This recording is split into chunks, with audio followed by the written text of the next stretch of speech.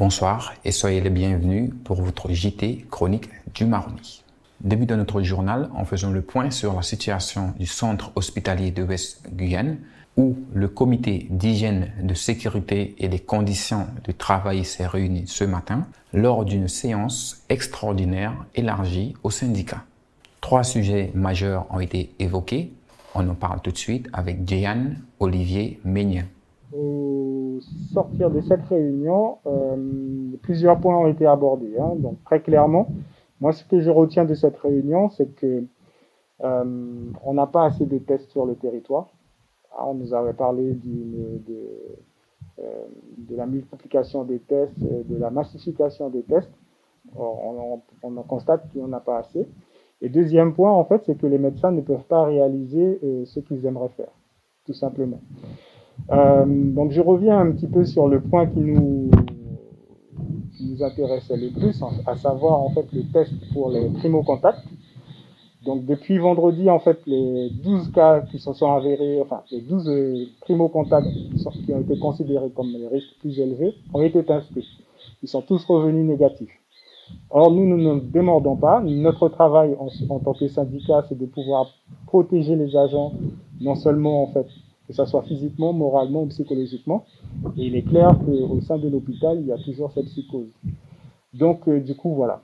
Ça, c'est un premier point. On attend le retour de l'ARS et on reste complet sur nos positions. On veut que tous les agents, tous les primo-contacts soient testés. Deuxième point qui a été abordé, c'est le tout masque au choc.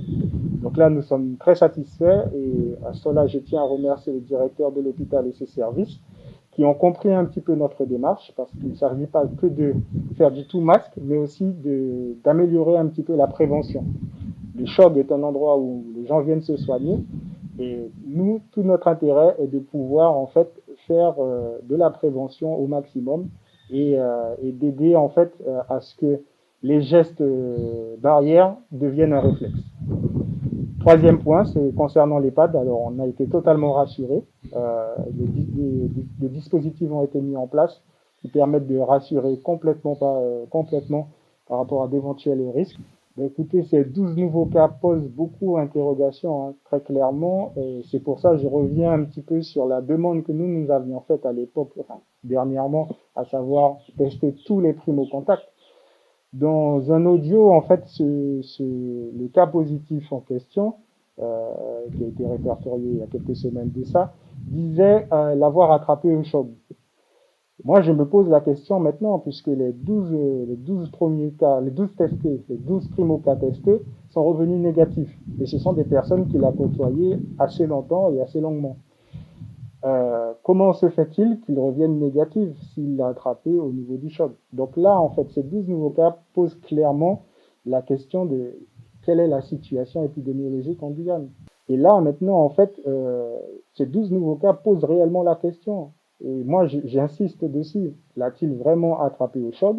Je ne le pense pas. Et c'est vrai que les autres tests qui seront réalisés, nous l'espérons par le biais de l'ARS concernant les autres primo-contacts, permettront d'établir vraiment un diagnostic serein. Si tous les primo-contacts, les 70 primo-contacts reviennent négatifs, ça voudra dire très clairement en fait qu'il ne l'a pas eu au choc.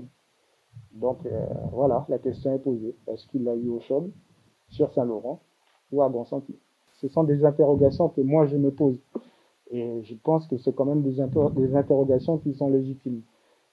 Charge à tout un chacun de faire son travail. Moi, le constat, il est là. Pour les 12 cas qui ont été testés, les 12 primo-cas qui ont été estimés à risque, ils sont revenus négatifs.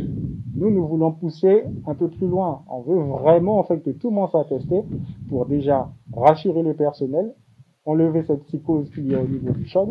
Ça, c'est très important pour avoir une qualité de service optimale par la suite. Parce que tout le monde a peur, tout le monde vient à reculons au travail. Ça ne peut plus durer. Donc ça, il faut que tout le monde le comprenne. C'est pas de faire des tests pour des tests, mais ça a un but bien précis.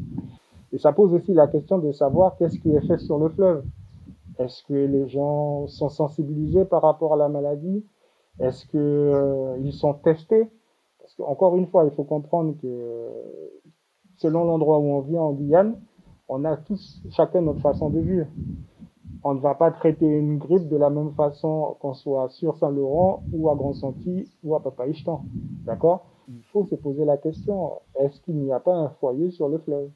Malgré les aides alimentaires, la situation reste très compliquée dans les quartiers spontanés de Saint-Laurent-du-Maroni, notamment pour les travailleurs d'Elmina. Tout de suite, notre parole de citoyen.